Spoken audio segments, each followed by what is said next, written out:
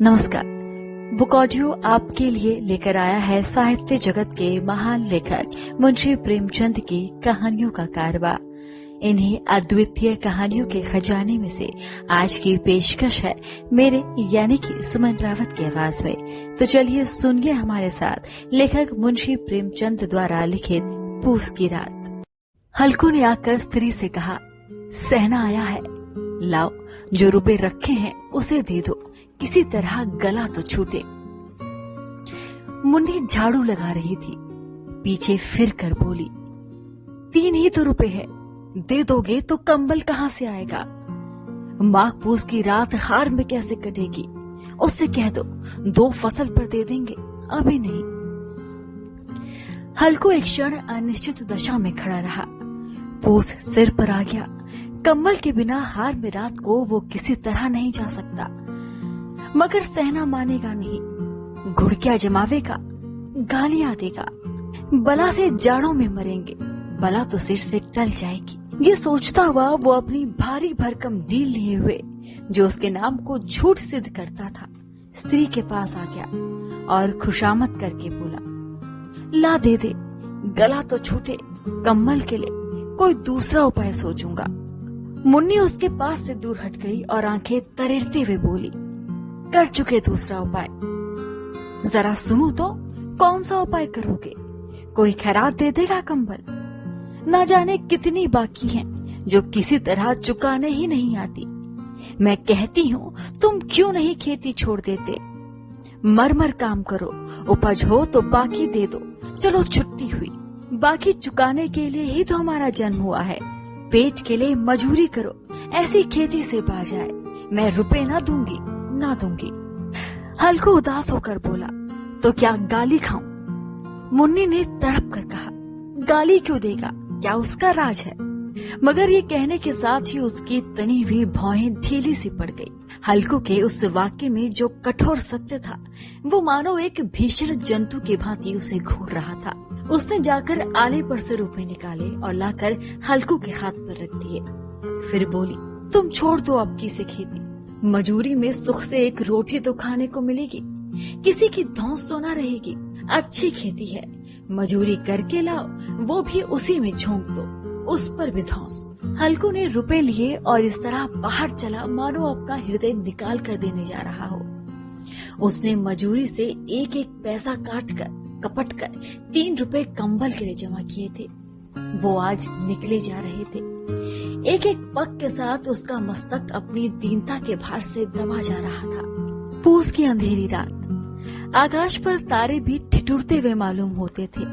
हल्कू अपने खेत के किनारे उख के पत्तों की एक छतरी के नीचे बांस के खटोले पर अपनी पुरानी गाढ़े की चादर ओढ़े पड़ा कांप रहा था। खाट के नीचे उसका संगी कुत्ता जबरा पेट में मुंह डाले सर्दी से कूं-कूं कर रहा था। दोनों में से एक को भी नींद न आती थी।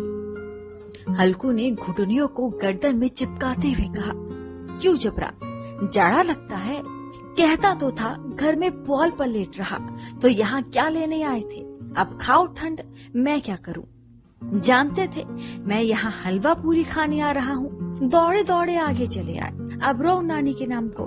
जबरा ने पड़े पड़े दुम हिलाई और अपनी कूको को दीर्घ बनाता हुआ एक बार जम्हाई लेकर चुप हो गया। उसकी श्वान बुद्धि ने शायद ताड़ लिया था कि स्वामी को मेरी कूको से नींद नहीं आ रही। हल्कू ने हाथ निकालकर जबरा की ठंडी पीठ सहलाते हुए कहा, कल से मत आना मेरे साथ, नहीं तो ठंडे हो जाओगे। ये पछुआ ना जाने कहाँ से बर्फ लिए आ रही है। उठूं, फिर एक चिलम भरूं, किसी तरह रात तो कटे। 8 चिलम तो पी चुका। ये खेती का मजा है। और एक एक भगवान ऐसे पड़े हैं जिनके पास जाड़ा जाए तो गर्मी से घबरा कर भागे। मोटे मोटे गद्दे, लिहाफ कंबल, मजाल है जाड़े का गुजर हो जाए, तकदीर की खूबी। मजूरी हम करें, मजा दूसरे लूटे। हल्कू उठा, गड्ढे में से जरा सी आग निकाल कर चिलम भरी। जबरा भी उठ बैठा। हल्कू ने चिल्लम पीते हुए कहा, पिएगा चिल्लम? जाना तो क्या जाता है, जरा मन बदल जाता है। जबरा ने उसकी मुंह की ओर प्रेम से छलकती हुई आंखों से देखा। हल्कू, आज और जाड़ा खा ले। कल से मैं यहाँ पुआल बिछा दूंगा, उसी में घुस कर बैठना, तब जाड़ा ना लगेगा। जबरा ने अपने पंजे उसकी घुटनियों पर रख दिए और उसकी मुंह के पास अपना मुंह ले आया। हल्कू को उसकी गर्म सांस लगी। चिल्लम पीकर हल्कू फिर लेटा और निश्चय करके लेटा कि चाहे कुछ भी हो जाए अब की सो जाऊंगा। पर एक ही क्षण में उसके हृदय में कंपन होने लगी। कभी इस करवट लेटता, कभी उस करवट, पर जाड़ा किसी पिशाच की भांति उसकी छाती पर दबाए हुए था। जब किसी तरह ना रहा गया तो उसने जबरा को धीरे से उठाया और उसके सिर को थपथपाकर उसे अपनी गोद में सुला लिया। कुत्ते की देह से जाने कैसी दुर्गंध आ रही थी, पर वो उसे अपनी गोद में चिपकाए हुए ऐसे सुख का अनुभव कर रहा था जो इधर महीनों से ना मिला था। जबरा शायद ये समझ रहा था कि स्वर्ग यही है, और हल्कू की पवित्र आत्मा में तो उस कुत्ते के प्रति घृणा की गंध तक न थी। अपने किसी अभिन्न मित्र या भाई को भी वो इतनी ही तत्परता से गले लगाता। वो अपनी दीनता से आहत न था जिसने आज उसे इस दशा को पहुंचाया। नहीं, इस अनोखी मैत्री ने जैसे उसकी आत्मा के सब द्वार खोल दिए थे और उनका एक एक अणु प्रकाश से चमक रहा था। सहसा जबरा ने किसी जानवर की आहट पाई। इस विशेष आत्मीयता ने उसमें एक नई स्फूर्ति पैदा करती थी जो हवा के ठंडे झोंकों को तुच्छ समझती थी। वो झपट कर उठा और छपरी से बाहर आकर भौंकने लगा। हल्कू ने उसे कई बार चुमकार कर बुलाया, पर वो उसके पास न आया। हार में चारों तरफ दौड़ दौड़ कर भौंकता रहा। एक क्षण के लिए आ भी जाता तो तुरंत ही फिर दौड़ता। कर्तव्य उसके हृदय में अरमान की भांति उछल रहा था। 1 घंटा और गुजर गया। रात ने शीत को हवा से धतकाना शुरू किया। हल्कू उठ बैठा और दोनों घुटनों को छाती से मिलाकर सिर को उसमें छुपा लिया, लेकिन फिर भी ठंड कम ना हुई। ऐसा जान पड़ता था सारा रक्त जम गया है। धमनियों में रक्त की जगह हिम बह रहा है। उसने झुककर आकाश की ओर देखा। अभी कितनी रात बाकी है। सप्तऋषि अभी आकाश में आधे भी नहीं चढ़े। ऊपर आ जाएंगे तब कहीं सवेरा होगा। अभी पहर से ऊपर रात है। हल्कू के खेत से कोई एक गोली के टप्पे पर आमों का एक बाग था। पतझड़ शुरू हो गई थी। बाग में पत्तियों का ढेर लगा हुआ था। हल्कू ने सोचा चलकर पत्तियां बटोरूं और उन्हें जलाकर खूब तापूं। रात को कोई मुझे पत्तियां बटोरते देख भी ले तो समझेगा कोई भूत है। कौन जाने कोई जानवर ही छिपा बैठा हो, मगर अब तो बैठे नहीं रहा जाता। उसने पास के अरहर के खेत में जाकर कई पौधे उखाड़ लिए और उनका एक झाड़ू बनाकर हाथ में सुलगता हुआ उपला लिए बगीचे की तरफ चला। जबरा ने उसे आते देखा तो पास आया और दुम हिलाने लगा। हल्कू ने कहा, अब तो नहीं रहा जाता जबरा, चलो बगीचे में पत्तियां बटोर कर तापे। टाठे हो जाएंगे तो फिर आकर सोएंगे, अभी तो बहुत रात है। जबरा ने कूं कूं करके सहमति प्रकट की और आगे आगे बगीचे की ओर चला। बगीचे में खूब अंधेरा छाया हुआ था और अंधकार में निर्दय पवन पत्तियों को कुचलता हुआ चला जाता था। वृक्षों से ओस की बूंदें टप टप नीचे टपक रही थी। एकाएक एक झोंका मेहंदी की फूलों की खुशबू लिए हुए आया। हल्कू ने कहा, कैसी अच्छी महक आई जबरा, तुम्हारी नाक में भी तो सुगंध आ रही है। जबरा को कहीं जमीन पर एक हड्डी पड़ी मिल गई थी, उसी को चिंचोड़ रहा था। हल्कू ने आग जमीन पर रख दी और पत्तियां बटोरने लगा। जरा देर में पत्तियों का ढेर लग गया। हाथ ठिठुरते जाते थे, नंगे पांव गले जाते थे और वो पत्तियों का पहाड़ खड़ा कर रहा था। इसी अलाव में वो ठंड को जलाकर भस्म कर देगा। थोड़ी देर में अलाव जल उठा। उसकी लौ ऊपर वाले वृक्ष की पत्तियों को छू छू कर भागने लगी। उस अस्थिर प्रकाश में बगीचे के विशाल वृक्ष ऐसे मालूम होते थे मानो उस अथा अंधकार को अपने सिरों पर संभालते हुए हो। अंधकार के उस अनंत सागर में ये प्रकाश एक नौका के समान हिलता मचलता हुआ जान पड़ता था। हल्कू अलाव के सामने बैठा आग ताप रहा था। एक क्षण में उसने दोहर उतार कर बगल में दबा ली, दोनों पांव फैला लिए। मानो ठंड को ललकार रहा हो। तेरे जी में जो आए सो कर। ठंड की असीम शक्ति पर विजय पाकर वो विजय गर्व को हृदय में छिपा ना सकता था। उसने जबरा से कहा, क्यों जबरा, अब ठंड नहीं लग रही है? जबरा ने कूं कूं करके मानो कहा, अब क्या ठंड लगती ही रहेगी। पहले से ये उपाय ना सूझा, नहीं इतनी ठंड क्यों खाते? जबरा ने पूंछ हिलाई। अच्छा आओ, इस अलाव को कूद कर पार करे, देखे कौन निकल जाता है। अगर जल गए बच्चा तो मैं दवा ना करूंगा। जबरा ने उस अग्नि राशि की ओर कातर नेत्रों से देखा। मुन्नी से कल ना कह देना, नहीं तो लड़ाई करेगी। ये कहता हुआ वो उछला और उस अलाव के ऊपर से साफ निकल गया। पैरों में जरा सी लपट लगी, पर वो कोई बात ना थी। जबरा आग के गिर्द घूमकर उसके पास आ खड़ा हुआ। हल्कू ने कहा, चलो चलो, इसकी सही नहीं, ऊपर से कूद कर आओ।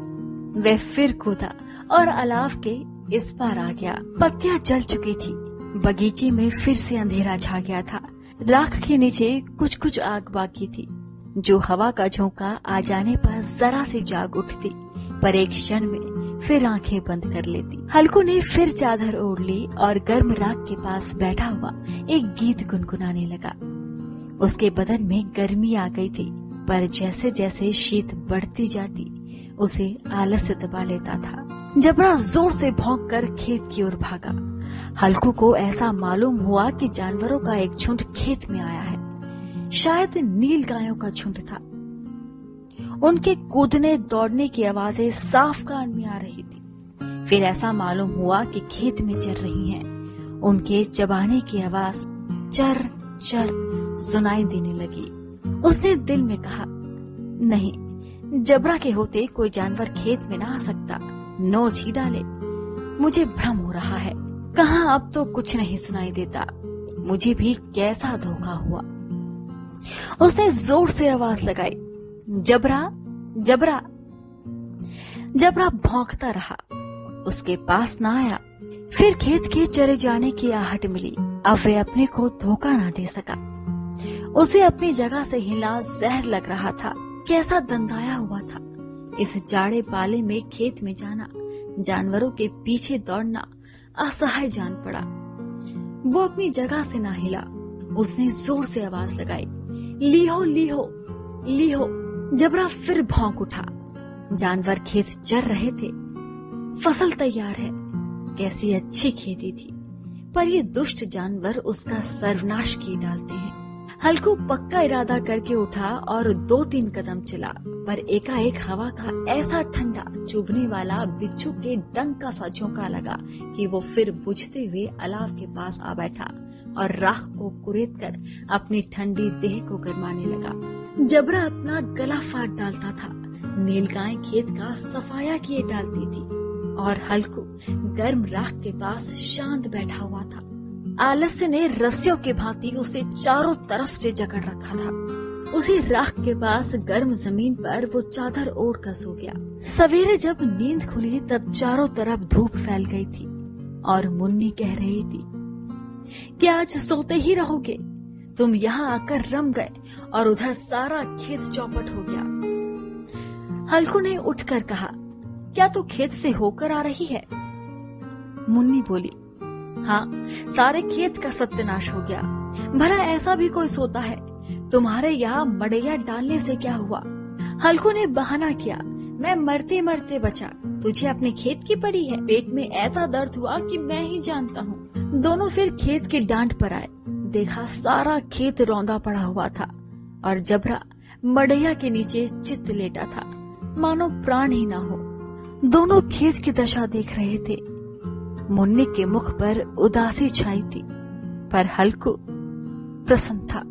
मुन्नी ने चिंतित होकर कहा, अब मजूरी करके माल गुजारी करनी पड़ेगी। हल्कू ने प्रसन्न मुख से कहा, रात को ठंड में यहाँ सोना तो ना पड़ेगा। तो ये थी मुंशी प्रेमचंद द्वारा लिखित पूस की रात। जल्द हाजिर होंगे मुंशी प्रेमचंद द्वारा लिखित एक और कहानी के साथ। तब तक के लिए सुनते रहिए बुक ऑडियो। नमस्कार।